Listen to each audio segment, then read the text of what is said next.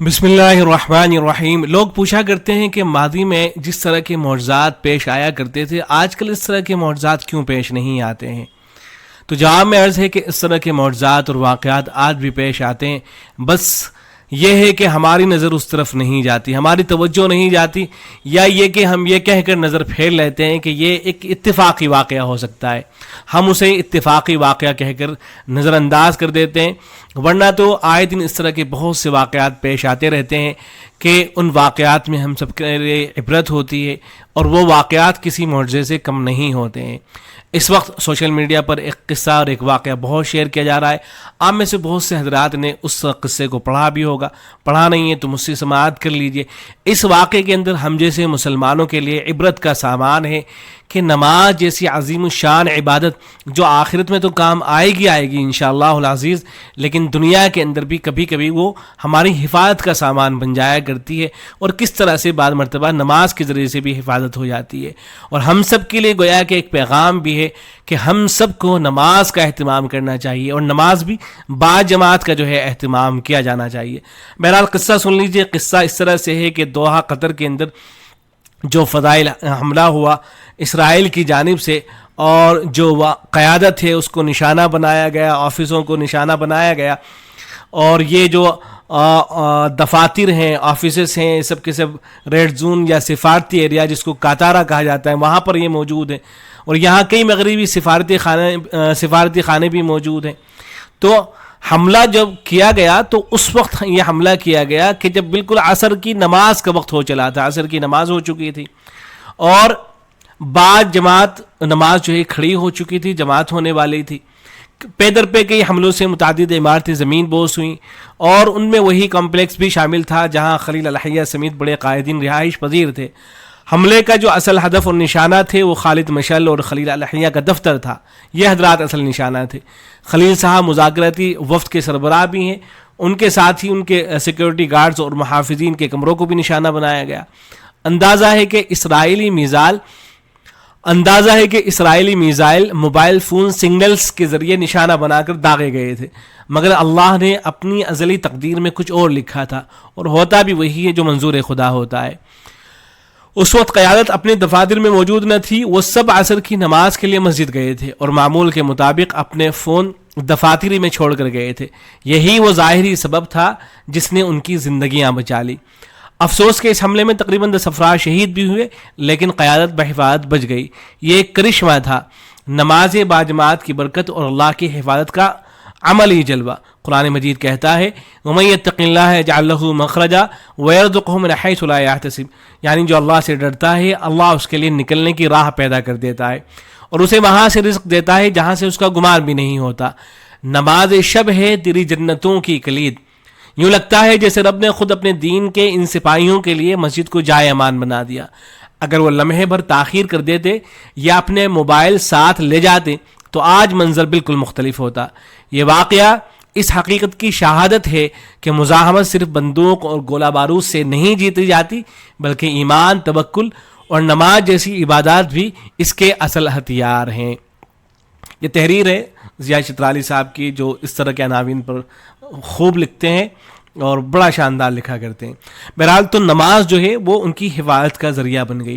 اب ذرا سا صحابہ کرام رضوان اللہ تعالی علیہم اجمعین کے واقعات کی طرف ہم نظر ڈالتے ہیں کہ صحابہ کرام رضوان اللہ تعالی علیہم اجمعین کی زندگی میں نماز اس کی کیا اہمیت تھی.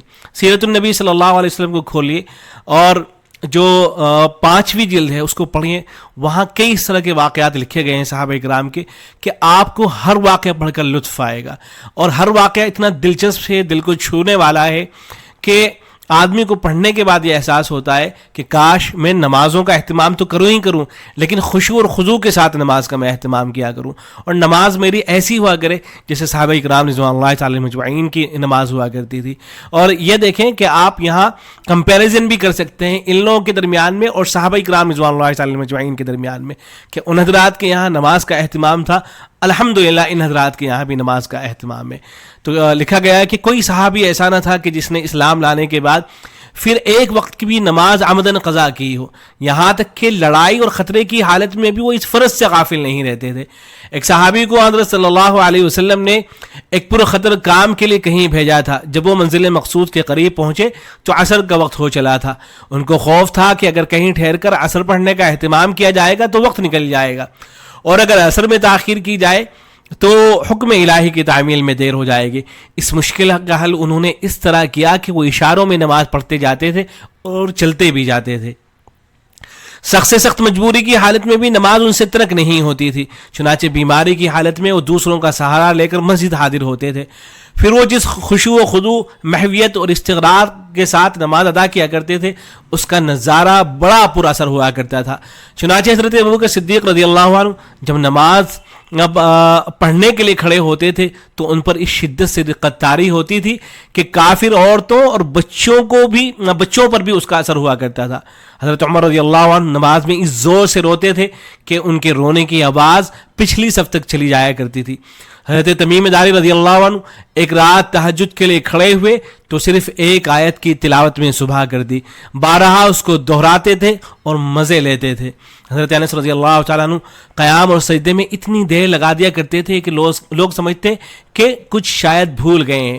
حضرت عبداللہ ابن زبیر رضی اللہ عنہ جب نماز میں کھڑے ہوتے تو کئی صورتیں پڑھ ڈالتے تھے اور اس طرح کھڑے ہوتے تھے کہ معلوم ہوتا ہے کہ کوئی ستون کھڑا ہوا ہے، معلوم ہوتا تھا کہ کوئی ستون کھڑا ہے، اور جب سجدے میں جاتے تو اتنی دیر تک سجدہ کرتے کہ حرم محترم کے کبوتر ایک سطح جامع سمجھ کر ان کی پیٹھ پر آ کر بیٹھ جایا کرتے تھے، یعنی کبوتر یہ سمجھ کر بیٹھ جایا کرتے تھے کہ شاید یہ کوئی چھت ہے۔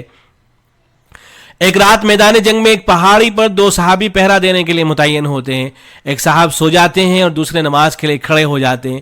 دشمن ان کو تاک کر تیر مارتا ہے جو بدن میں پار ہو جاتا ہے، کپڑے خون سے تربتر ہو جاتے ہیں، مگر نماز کا استغراق اسی طرح قائم رہتا ہے۔ نماز تمام کر کے اپنے رفیق کو بیدار کرتے ہیں اور واقعہ سناتے ہیں۔ ساتھی کہتے ہیں کہ تم نے اس وقت مجھے کیوں نہ جگایا؟ جواب ملتا ہے کہ میں نے ایک پیاری سورت شروع کر دی تھی، پسند نہ آیا کہ اس کو ختم کیے بغیر نماز توڑ دوں۔ اس سے بھی زیادہ پر اثر منظر یہ ہے کہ دشمنوں کی فوجیں مقابل کھڑی ہیں، تیروں کا می برس رہا ہے، تیروں کی بارش ہو رہی ہے، نیزوں اور تلواروں کی بجلیاں ہر طرف کوند رہی ہیں، سر گردن دست و بازو کٹ کٹ کر گر رہے ہیں کہ دفعتاً نماز کا وقت آ جاتا ہے۔ فوراً جنگ کی صفیں نماز کی صفیں بن جاتی ہیں اور ایک اللہ اکبر کی آواز کے ساتھ موت و حیات سے بے پرواہ ہو کر گردنیں جھکنے اور اٹھنے لگتی ہیں۔ نور کا تڑکا ہے۔ اسلام کے دائرے کا مرکز فاروق اعظم امام نماز ہیں، پیچھے صحابہ کی صفیں قائم ہیں۔ دفعتاً ایک شقی خنجر بکف آگے بڑھتا ہے اور خلیفہ پر حملہ آور ہو کر شکم مبارک کو چاک کر دیتا ہے۔ آپ غش کھا کر گر پڑتے ہیں، خون کا فوارہ جاری ہو جاتا ہے۔ یہ سب کچھ ہو رہا ہے مگر نماز کی صفیں اپنی جگہ پر قائم ہیں۔ حضرت عبد الرحمن بن عوف نماز پڑھانے کو آگے بڑھتے ہیں۔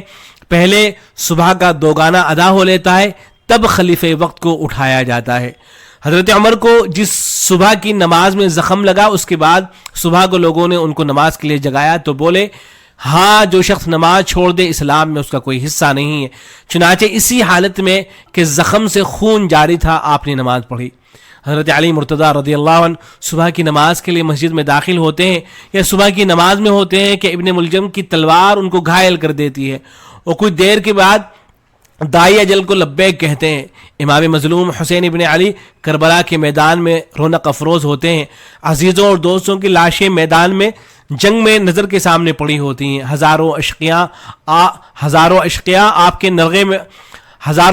کو نرغے میں لیے ہوتے ہیں۔ اتنے میں ظہر کا وقت آ جاتا ہے۔ آپ دشمنوں سے اجازت چاہتے ہیں کہ وہ اتنا موقع دیں کہ آپ ظہر کی نماز ادا کر سکیں۔